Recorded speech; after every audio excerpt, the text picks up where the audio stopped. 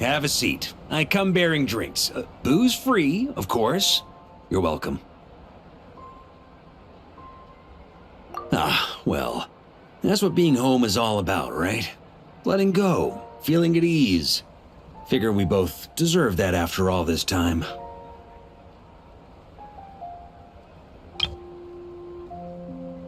You think so? Glad to hear it. There's no place like home. That's what people say, right? The expedition took me far and wide, and still, little alcohol in my system, it would all come back. The cathedral, the statue, the windmills in the city, the pigeons and dandelions in front of the gate.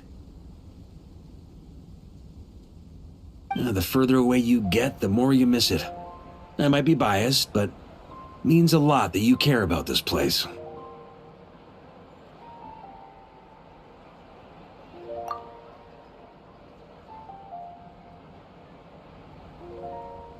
I get that.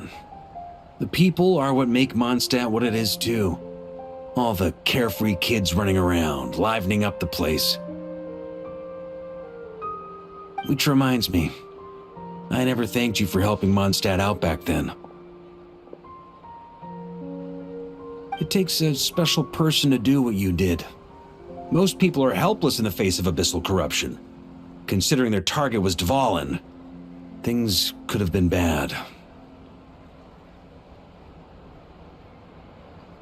I suppose Barbados could have handled it, even though he hadn't been awake for long.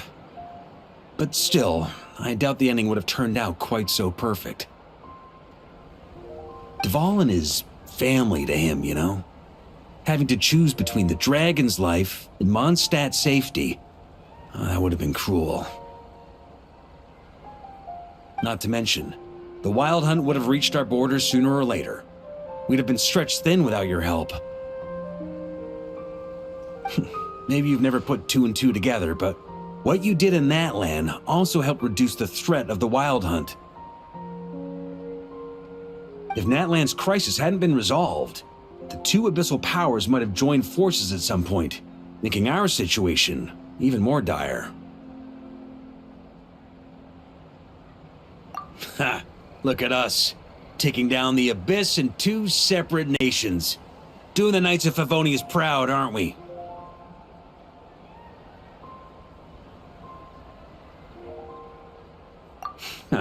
I guess not.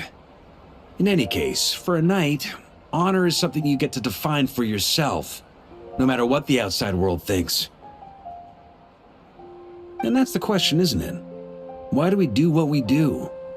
But I think it's safe to say you already know the answer. Ah, so this is where you've been hiding. You know, I don't think this was designed for sitting. Ha! When did you become such a stickler? Come have a drink with us. There's plenty. Don't mind if I do. Grape juice? Again?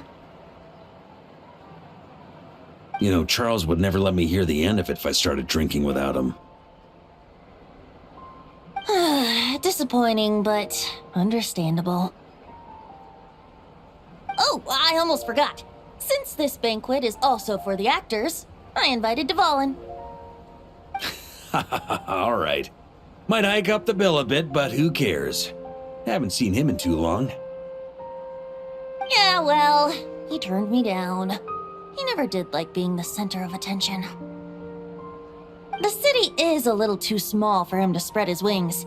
Even if no one is afraid of him, he could still take out a windmill or two. Guess it's better not to risk it. Huh.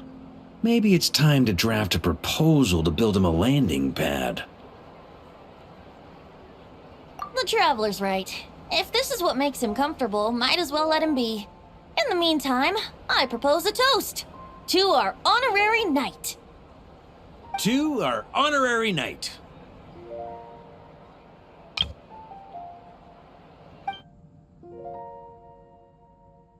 I often think about our parting at Windrise, you know. And now, almost in the blink of an eye, the final stop on your journey is just around the corner. Snezhnaya. The Tsaritsa's plans have continued to advance. Now, only the Pyronosis remains free from her grasp.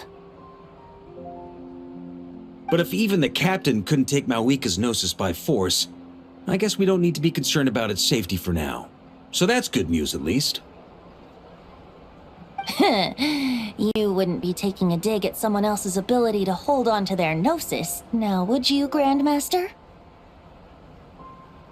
Haha, of course not. I'm not one to rub salt in old wounds. Her harbingers do often tend to take a rather extreme approach. Just look at Child or Senora. But we would be mistaken to ignore the fact that Senora did not win the Geonosis using force. Right. You told me about the contract Morax signed with her before his death. You're saying she didn't need to resort to violence in Mondstadt either? That's right. If she was able to provide a reason convincing enough to persuade Morax, she could have persuaded me no problem. I suppose she just didn't think there was a reason to negotiate. I had just woken up, so I must not have seemed like much of a threat. Honestly, the Gnosis was of no use to me. I didn't care who it belonged to or what means were used to take it. I just knew if I fought her in that moment, the cathedral, perhaps even the entire city, might have become collateral damage. True. I wouldn't put it past Senora to take civilians as hostages either.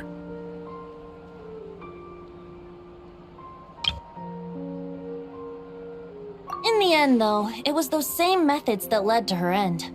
After all, her third target, the Raiden Shogun, wasn't a big negotiator back then. Perhaps Senora's success in Mondstadt and Liyue convinced her that she was a match for the Archon of any nation. You did the right thing. It pained me to see Inazuma as it was back then. I'm glad things have changed since. Of course, now the elite force of Harbingers has quite a few missing from its ranks, so I suspect the Tsaritsa no longer has the means to meddle in other nations like she used to. Who knows? Perhaps a chance to formally meet her in Snezhnaya might come sooner than we think. Some of our knights remain stationed in Not Cry. If you need help, just say the word, and we'll be there.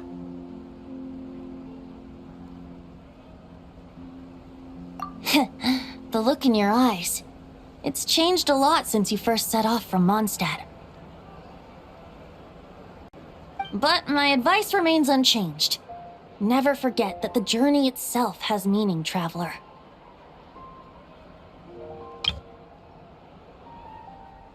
The birds of Tevat, the songs in the cities, the Tsaritsa, her Fatui and the monsters, they are all part of that journey.